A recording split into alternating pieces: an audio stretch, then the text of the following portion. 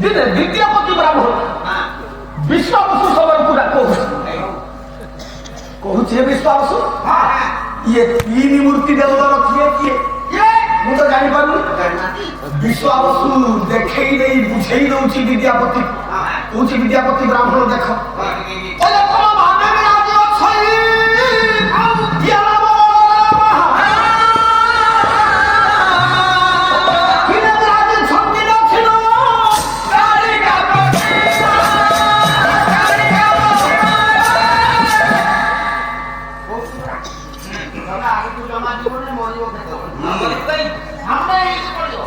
ବିଦ୍ୟାପତି ମତେ ଲକ୍ଷ୍ୟ କରିଥାଉ ତମେ ଛିଡ଼ା ହେଇଛ। ହେ ବିଦ୍ୟାପତି ତମ ବାବରେ ଯିଏ ଅଛନ୍ତି ସେ ହଉଛନ୍ତି ବଳରାମ। ମା ପୁରୀ ବଡ଼ ଦେଉଳକୁ ଆପଣମାନେ ଯାଇକି ଗରୁଡ଼ ଖମ୍ବ ପାଖରେ ଛିଡ଼ା ହେଇଛି।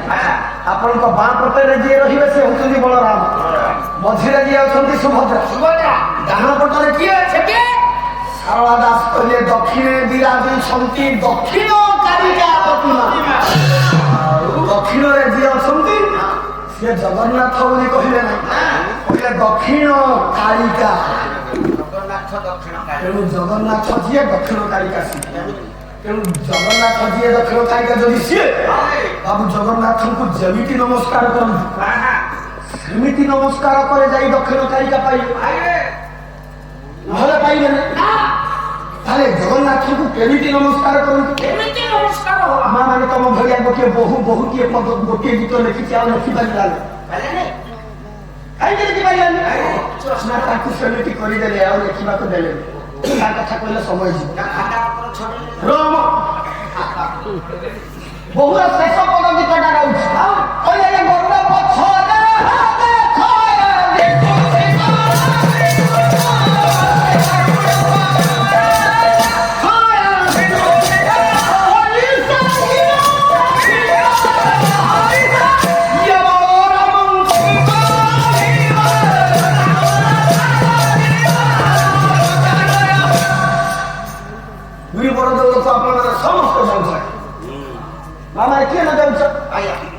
ଝିଅ ମାନେ ତମେ ଟିକେ ବଡ ହେଇଯା ଯିବ ତମେ ପୁରୀ ବଡ ଦୌଳକୁ ବାପାରେ ଦେଖିବୁ ଯାଇକି ପୁରୀ ବଡ ଦୌଳ।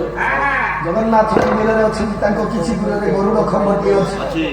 ଯେତେ ଭକ୍ତ ଯିବେ ସେଇ ଗରୁଡ଼ ଖମ୍ବ ପାଖରେ ପହଞ୍ଚିଯିବେ। ପହଞ୍ଚି ଯାଇ ଗରୁଡ଼ ଖମ୍ବକୁ ଆଗ କୁଣ୍ଢିଆ କରିବେ, କୁଣ୍ଢାଇ ପକେଇବେ, କୁଣ୍ଢାଇ ସାରିଲେ ମୁଣ୍ଡିଆ କିଏ ମାରିବେ? ଏଇ ମୁଣ୍ଡିଆ ଏଇ ନମସ୍କାର ଜଗନ୍ନାଥଙ୍କ ପାଖରେ ପହଞ୍ଚିବ। ଜଗନ୍ନାଥଙ୍କୁ ଏମିତି ନମସ୍କାର କରନ୍ତୁ, ଆଗେ ଗରୁଡ଼ ଖମ୍ବକୁ କୁଣ୍ଢିଆ ତାପରେ ମୁଣ୍ଡିଆ ନମସ୍କାର ହେଇଛି। ହେ ମୋର ସଜ୍ଜନ ଜଗନ୍ନାଥ ଥାଉ ଥାଉ ଗରୁଡ଼ ଖମ୍ବ ପଥରର ଖମ୍ବ ଆଗ ତାକୁ ମୁଣ୍ଡିଆ, ସେଇ ମୁଣ୍ଡିଆ ଜଗନ୍ନାଥଙ୍କ ପାଖରେ ପହଞ୍ଚିବ। ଏମିତି ନମସ୍କାର କର। କିନ୍ତୁ ଏ ପଦ ତ ବାବୁ ସେ କଥା କହିଲା ନାହିଁ, ଏ ପଦ କହିଲା ଗରୁଡ଼ ପଛରେ ଦେଖ। ଇଏ ତ ଦେଖିବା ପାଇଁ କହିଲା, କହିଲେ କୁଣ୍ଡିଆ ତାପରେ ମୁଣ୍ଡିଆ, ଏ କଥା ତ ଏ ପଦ କହିଲା ନାହିଁ। ତାହେଲେ ଆମେ ସମସ୍ତେ ଯାଇକି ପ୍ରଥମେ ଗରୁଡ଼ ଖମ୍ବକୁ କାହିଁକି କୁଣ୍ଡିଆ ତାପରେ ମୁଣ୍ଡିଆ? ଇଏ ସାରା ଜଗତ ଏମିତି କାହିଁକି ନମସ୍କାର ହଉଛି ଜଗନ୍ନାଥ ଦକ୍ଷିଣ କାଳିକାଙ୍କୁ? କଥା ତ ସେଇଠି, ଆଗ କୁଣ୍ଡିଆ ତାପରେ ମୁଣ୍ଡିଆ। ଏ ନିୟମଟା କିଏ ରଖିଲା? ଏ କଥା ପର୍ଯ୍ୟନ୍ତ ଜାଣିନାହାନ୍ତି। ଏ ନିୟମଟା ପର ଆମର ଓଡ଼ିଶାର ମୁଖ୍ୟମନ୍ତ୍ରୀ ନବୀନ ପଟ୍ଟନାୟକ ରଖିଲେ। ଇଏ ତ 25 ବର୍ଷ ହେଲେଣି ଶାସନ କଲେଣି, ତା ପୂର୍ବରୁ କଣ ଲୋକ ଏମିତି ଭାର ହଉନଥିଲେ? ତା ପୂର୍ବରୁ ନନ୍ଦିନୀ ଫତଫତି ଥିଲା। ये नियम आसिला कौच कवि सम्राट उपेन्द्र भंज वैदेही सव्यास काव्य पाला भैया है देशरा पाला भैया आउ कोन से पाला वाला खाली तुम कहूची पाला तबाई पाला लगाइले पेट पोसिबा केमी जिया आसिले भी पाला गाई आउ कोन ना बच्चा बाबा मु इच्छा हो ना मु बोध हो काली तुम कहि देली ई कथा कोन कहला जिया आसिले भी गाई जिया आसिले हम गाइले हमर ढिला ना है कवि सम्राट उपेन्द्र भंज हां देखिले तो के बोल बोले कुंडिया मुंडिया ये नियम आसिला कोन कहला कहले ए बाबू भी तो कुआनी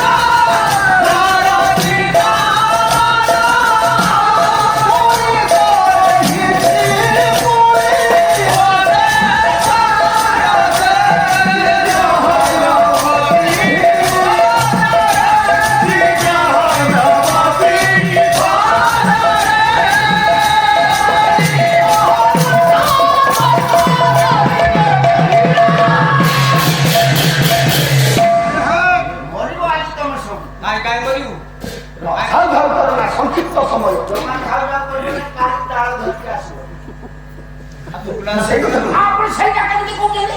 ଖାଉ ଖାଉ କରିବ ନାହିଁ ପିଲା ଆମେ କାଳ ଆଣିଲେ ଖାଉ ଖାଉ କେମିତି ହବ? ଆଉ ଆଣିବାର ନାହିଁ ଆମର ଖାଉ ଖାଉ କରିବାର। ମୁଁ କଣ ସେଇ କଥା କହିବି? ମୁଁ କହୁଛି କଣ କରେ? ଯେତେବେଳେ ଦରକାର ସେତେବେଳେ ଆଉ ସେଇ କଥା ତ କହିଲେ ଖାଉ ଖାଉ କର ନା। ବସ ହଉ ଏ ନିୟମ ଆସିଲା କୋଉଠି? ବଢିଲା କିଏ? ବଢିଲା କିଏ? କବି ସମ୍ରାଟ ଉପେନ୍ଦ୍ର ଭଞ୍ଜ ବିଶ୍ୱବ୍ୟାସ କାବ୍ୟରେ ଲେଖିଲେ ବାବୁ ରାମ ଲକ୍ଷ୍ମଣ ବିଶ୍ୱାମିତ୍ର ଯାଉଛନ୍ତି ମିଥିଳା କଟକ। ବାଟରେ ପଡ଼ିଲା ଗଙ୍ଗା। ଗଙ୍ଗାର ଶୋଭା ବର୍ଣ୍ଣନା କରିବାକୁ କବି ଏ ପଦ ଲେଖିଛନ୍ତି। କହିଲେ ଗଙ୍ଗା କେମିତି ନା ଅତଳ ସୁତଳ ବିତଳ ତଳାତଳ ରସାତଳ ମହିତଳ ପାତାଳ। এই ଯୋଉ ସାତ ପାତାଳ ଅଛି ଇଏ ସାତ ପାତାଳ ଭିତରୁ 3 ନମ୍ବର ପାତାଳ ହଉଛି ବିତଳ। ବିତଳକୁ ଆଲିଙ୍ଗନ କରି ଗଙ୍ଗା ବହୁଛି। ବାବୁ ମୁଁ ଏ ଅର୍ଥ କହୁନା, ମୁଁ ଆଉ ଗୋଟିଏ ଅର୍ଥ କହୁଛି। ସେ ଅର୍ଥ କଣ ମୁଁ ଲେଖିଛି, ମୁଁ ବାହାର କରିଛି। କିଏ ବାହାର କଲା? ଓଡ଼ିଆ ପୁଅ ଜଗତର ଗୁରୁ ନିକଟରେ ପଦ୍ମଶ୍ରୀ ଉପାଧି ପାଇଛନ୍ତି ଭାରତ ସରକାରଙ୍କ ଠାରୁ। ଓଡ଼ିଆ ପୁଅ ସନ୍ଥ ବାବା ବଳିଆ କହିଲେ ଏ ପଦର ଆଉ ଗୋଟିଏ ଅର୍ଥ ଅଛି।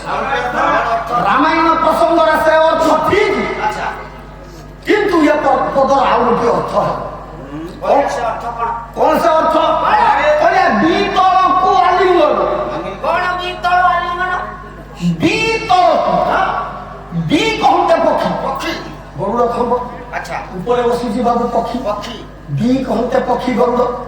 ବି ତଳକୁ ପକ୍ଷୀର ତଳକୁ ପକ୍ଷୀର ତଳକୁ ଲାଞ୍ଜ ପକ୍ଷୀର ତଳକୁ ଗରୁଡ଼ ଖମ୍ବକୁ ଯାଇକି ଆଲିଙ୍ଗନ ଆଲିଙ୍ଗନ କରିବେ। କାହିଁକି ଆଲିଙ୍ଗନ କରିବେ ନା କଲେ ଜାହ୍ନବୀ ଶୋଭନ।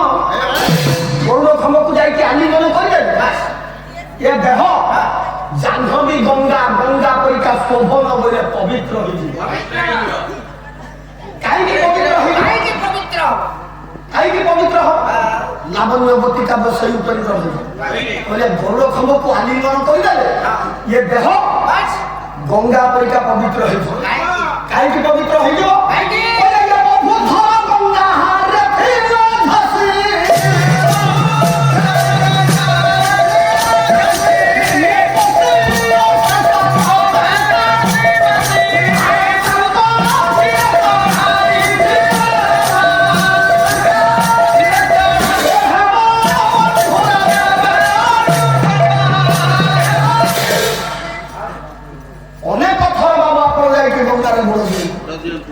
ଖାଲି ବୁଡ଼ ଦିଅନ୍ତୁ ଗଙ୍ଗାରେ ବୁଡ଼ ଦେଇ ଗଙ୍ଗା କୂଳରେ ଥିବା କାଶୀ ବିଶ୍ୱନାଥଙ୍କୁ ପୂଜା କରନ୍ତୁ।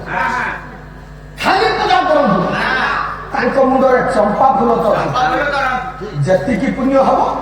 ବିତଳକୁ ଆଲିଙ୍ଗନ ପକ୍ଷୀର ତଳକୁ ଗରୁଡ଼ ଖମ୍ବକୁ ଆଲିଙ୍ଗନ କରିଦେଲେ ଦେହ ଜାହ୍ନବୀ ଶୋଭନ। ଏ ଦେହଟା ପବିତ୍ର ହେଇଯିବ ଗଙ୍ଗା ପରିକା। ହେ ମୋର ବାବୁମାନ ହରେ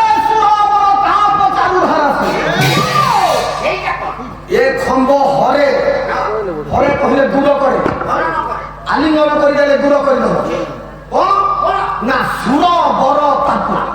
ସୁର କହିଲେ ଦେବତା, ବର କହିଲେ ଶ୍ରେଷ୍ଠ। ଦେବତା ମାନଙ୍କ ମଧ୍ୟରେ ଯିଏ ଶ୍ରେଷ୍ଠ ସିଏ ଯୋଉ ତାପ ଦୁଃଖ ଆମକୁ ଦେଇଛନ୍ତି ସେଇ ଦୁଃଖକୁ ଆଲିଙ୍ଗନ କରିଦେଲେ ଏ ଖମ୍ବ ଦୂର କରିଦେବ। ସେ ତାପ ସେ ଦୁଃଖ ଦୂର ହେଇଯିବ। ତାହେଲେ ଦେବତା ମାନଙ୍କ ମଧ୍ୟରେ ବଡ କିଏ? ସିଏ ଆମକୁ କି ଦୁଃଖ ଦେଇଛନ୍ତି ଆଲିଙ୍ଗନ କରିଦେଲେ ଇଏ ଗରୁଡ଼ ଖମ୍ବ ସେ ଦୁଃଖ ଦୂର କରିଦେବ। ବାବୁ ଦେବତା ମାନଙ୍କ ମଧ୍ୟରେ ବଡ କିଏ? ରାମନବମୀ ହେଇଛି ଆପଣ କହିବେ ରାମ ଠାକୁର ବଡ।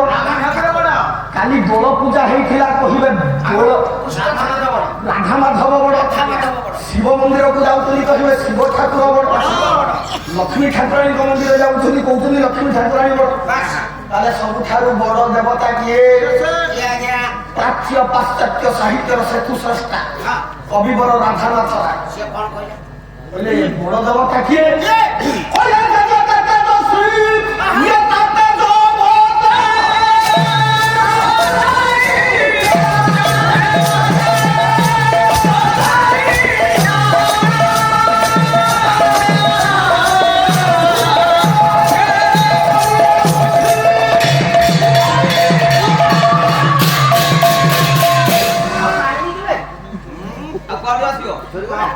କଣ ଖୋଜୁଛୁ?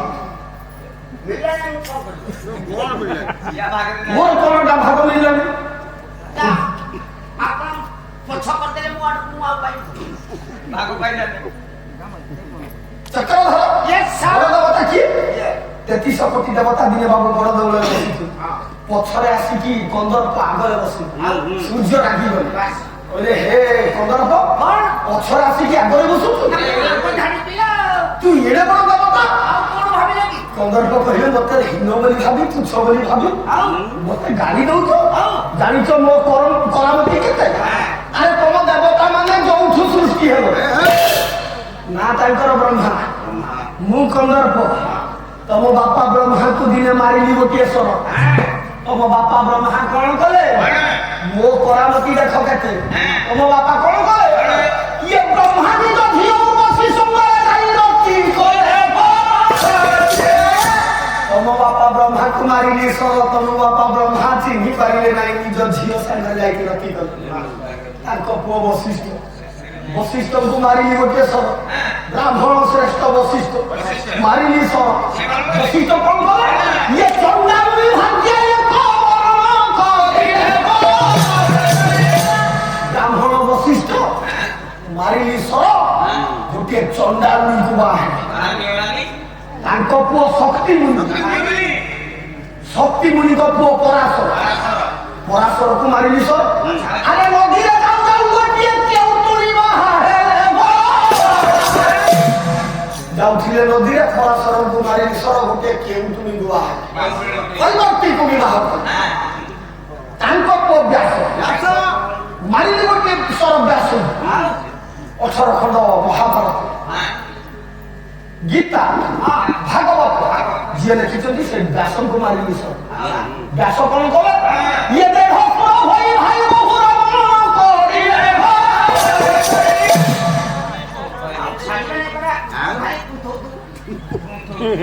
ଦେଢ ସୁର ହୋଇ ଭାଇ ବୋହୂକୁ ରମଣ କଲେ ଏ କଥା ମୁଁ କାହିଁକି କହୁଛି ସବୁଠାରୁ ବଡ଼ ଦେବତା ବାବୁ କନ୍ଦର୍ପର ପୀଡ଼ାରେ ପଡ଼ି ଏ ସଂସାର ଚଳେଇ ଆମେ ଯୋଉ ପାପ କରୁଛେ ଗରୁଡ଼ ଖମ୍ବକୁ ଆଦର କରିଦେଲେ ବାବୁ ଏ ଗରୁଡ଼ ଖମ୍ବ ସେଇ ସାଂସାରିକ ପାପକୁ ଦୂର କରିଦେବ ଦେହ ପବିତ୍ର ହେଇଯିବ ମୁଣ୍ଡିଆ ଜଗନ୍ନାଥଙ୍କ ପାଖରେ କିନ୍ତୁ ହେ ମୋର ବାବୁ